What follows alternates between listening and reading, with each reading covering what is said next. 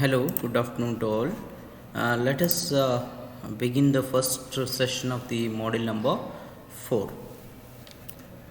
The topic of the discussion in this particular model is that we'll begin with the Bayes theorem and then we'll move on to map and ML hypothesis and map learners and minimum description length principle and Bayes optimal classifier and Naive Bayes learner and example learning over the text data and Bayesian belief networks, and finally we'll end up with the expectation maximization algorithm. These are the few topics we will discuss in the next few classes or few sessions, and let us try to understand what are the use of the Bayesian networks in the Bayesian methods in the things. It basically provides practical learning algorithms. These Bayesian methods are basically provides the practical learning algorithms like the naive Bayesian learning, Bayesian belief network learning, and combine prior knowledge with observed data and requires prior probabilities. These are the algorithms that is supported by the Bayesian networks or the Bayesian methods here. And the second rule is that it basically provides a useful conceptual framework. It gives you a conceptual framework, that is provides a gold standard for evaluating other learning algorithms, and also it provides additional insights into outcomes research, right? These are the basic rules that is being done by the Bayesian methods. The first one is it provides practical learning algorithms like naive Bayes learning, Bayesian belief network learning, and combined prior knowledge with observed data, and also it requires the prior probabilities. And the second rule that is played by the Bayesian methods is that it provides a useful conceptual framework, like provides gold standard for evaluating other learning algorithms, and also gives additional insight into Occam's razor. And let us try to see what do you mean by Bayes theorem. It is the probability of D over H dot probability of hypothesis divided by probability of the given what you call it as the training data it is, right, which is given as probability of H over D is given as probability of D over H multiplied by probability of hypothesis, that is H, divided by probability of D, which is nothing but the training data, that is P of H is equal to prior probability of hypothesis H, and P of D is equal to prior probability of training data D, and P of H over D is probability of H given D, and P, that is the probability of D over H, is probability of D given H it is. So okay, it is the probability where H is nothing but the hypothesis space, H is nothing but the hypothesis space, D is nothing but the training data, where D is nothing but the training data. In other words, the probability of the hypothesis over the given training data will be equal to the multiplication or the product of the probability or probability of training data over the hypothesis into the probability of the hypothesis divided by the probability of the training data it is. Okay, so P of H, that is the probability of H, is equal to prior probability of hypothesis H, and P of D is nothing but prior probability of training data D, and prior probability of H over D is nothing but probability of H given D, as well as probability of D over H is nothing but probability of D given H it is. And choosing an hypothesis here, that is, this is my Bayes theorem, right? This is the Bayes theorem what I had, probability of H over D equal to probability of D over H into P of H divided by D of H. Generally want the most probable hypothesis given the training data. right? So that is called as the maximum posterior hypothesis, that is h of maximum or posterior hypothesis is given as h of map will be equal to argument max p of, that is the probability of h over d, where h belongs to h is nothing but a hypothesis taken out of a set called as a h, which is equal to argument max is nothing but the Bayes theorem, that is the probability of d over h multiplied by probability of h divided by probability of d it is, and which is equal to argument max equal to h of max equal map equal to probability of d over h into p of h it is, where h is an hypothesis taken of an hypothesis space called as a h it is. It is taken out of an hypothesis space called as a h. If assume p of hi is equal to p of hd, then can further simplify and choose the maximum likelihood hypothesis, that is ML hypothesis, that is ML equal to argument max p of d and hi, where hi belongs to, or hi is a subset of h it is, or hi is a subset of h. So this is how you can choose the hypothesis. Okay, and the Bayes theorems, where the Bayes theorem can be applied here. Does the parent has or the patient have cancer or not? To predict whether the patient have the cancer or not, a patient takes a lab test and the result comes back positive.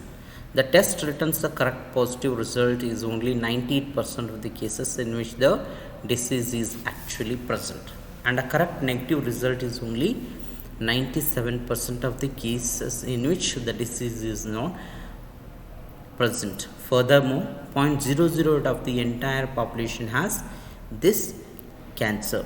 Okay, so that is when a patient has checked further whether he has affected with the cancer or not. To know that one, it has come back positive, right? Once it is done, there is some probabilities here, right? 98% of the cases which the disease has actually present will be detected. Actually, it will be detected, whereas a correct negative result is only 97% of the cases in which the disease is not present. Furthermore, there is a chance of 0.008 of the entire population is affected by the cancer.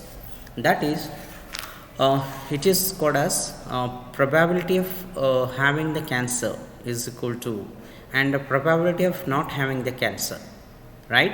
And the probability of having the checking for the positive who is having the cancer, probability of detecting the negative or the negative result who is having the cancer, and similarly probability of positive cases who has shown it as a negative, and probability of showing it as negative but otherwise it is a positive cases,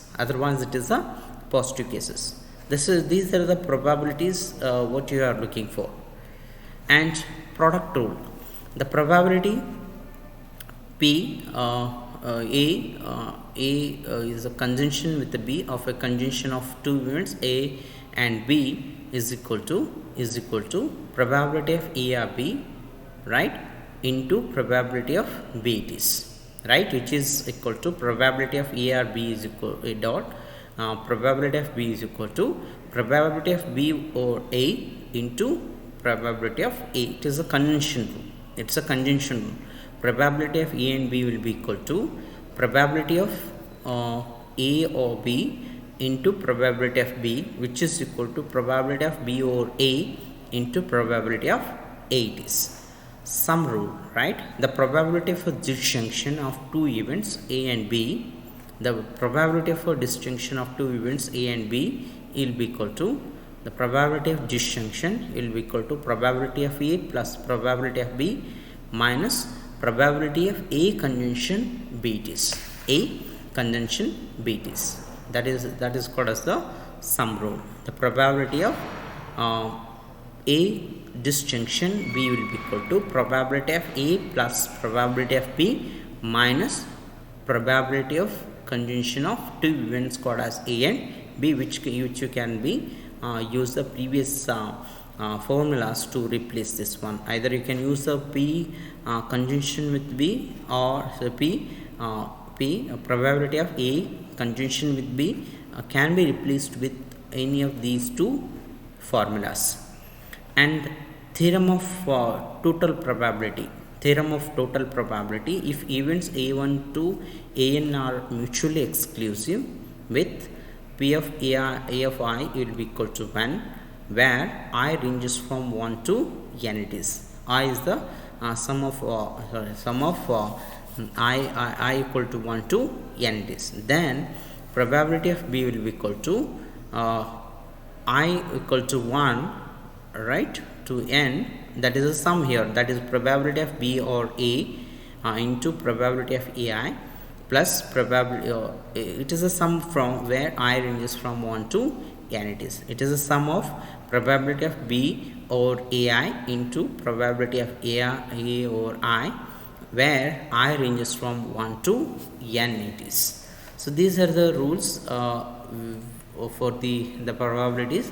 The first one is the product rule, which states that the conjunction of two events A and B will be equal to P of A or B into P of B, P of B or A dot P of A. It is. That is the probability of A. It is.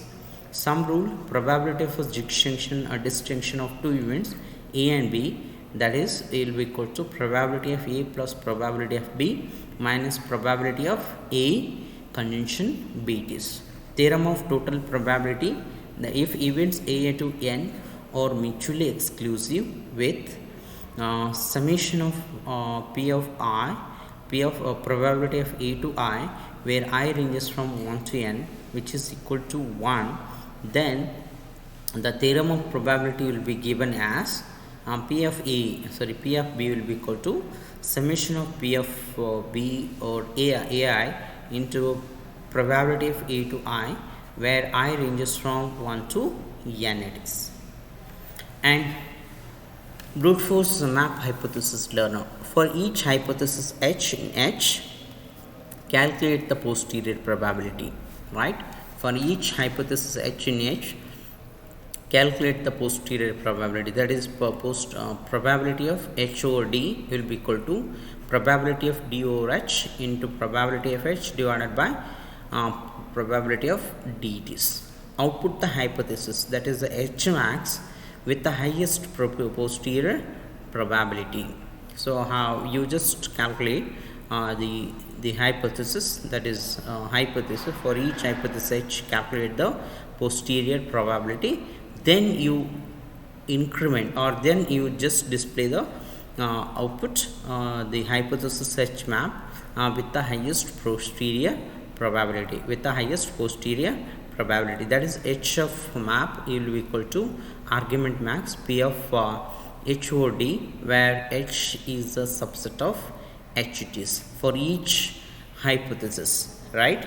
So you just retrieve the hypothesis highest posterior probability of any given hypothesis space. So okay, that is called as a map. That is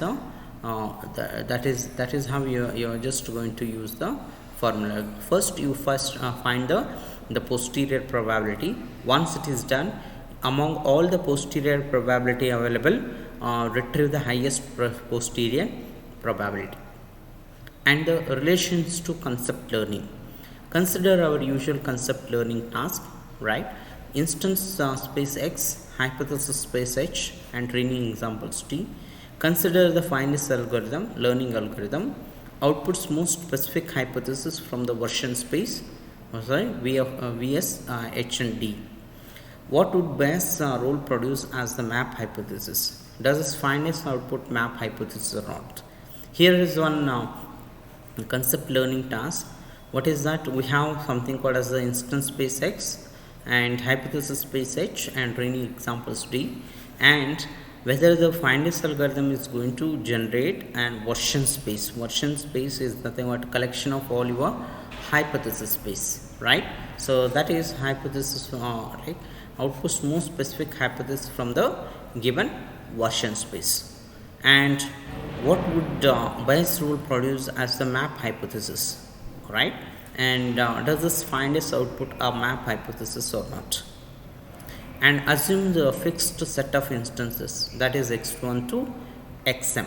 These are the instances what I have it. We have given some instance spaces x, right? These are the specific instances, that is fixed instances, that is x1 to xm it is. Assume D is the set of classifications, that is D equal to, assume D is the set of classification, D is equal to Cx1, Cx2 up to Cxm. Choose probability of D over H, that is probability of D over H equal to 1 if H is consistent with D, right? If H is consistent with D, then we'll choose the posterior probability as 1, otherwise we'll choose it as a 0. Choose P of H to be uniform distribution, that is P of H equal to 1 divided by number of hypotheses, right? 1 divided by number of hypotheses for all H in H it is. Then probability of hypothesis or given version space D, the data set D will be given as 1 divided by versions, that is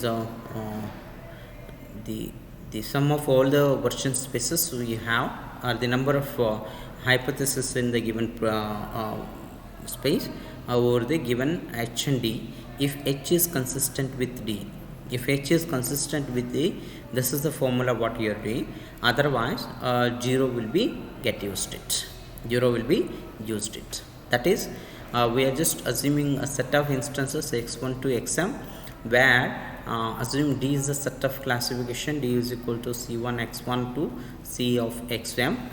Choose P of DH with P of, that is the probability of D over H equal to 1 if H is consistent with D, otherwise it is 0, right? Choose P of H to be uniform distribution, P of H equal to 1 divided by magnitude of H for all H in H it is. And evolution of posterior probability. So we have something called as if you consider only the hypothesis, right, and right, and the probability of that hypothesis will be uniform, right? There is a tendency that you have to use all the hypotheses. There is a probability that you have to use all the hypotheses. But if you work on a single data set, let us take for example for the same hypothesis, if we work on the single data set, then we may choose few of them. We may choose very few of them which is having the higher probabilities, right? And if you work on the two data sets, we have to work on two data set, then the number of hypotheses with the highest posterior probabilities will be very, very minimal. The number of number of hypotheses with the posterior probabilities will be very minimal. So it looks very straight line here, or it looks very single pole like structure here. So that is, these are the three variations. If you don't have a data set but all the hypotheses will have almost the same probabilities, but if you use the hypothesis over a given data set, so few number of hypotheses will be chosen with the given like highest posterior probabilities. But if you use the same hypothesis on two data sets, number of hypotheses will be chosen is what is that will be very less, but with the highest posterior probability. Okay, that's all for the session 1. In the next session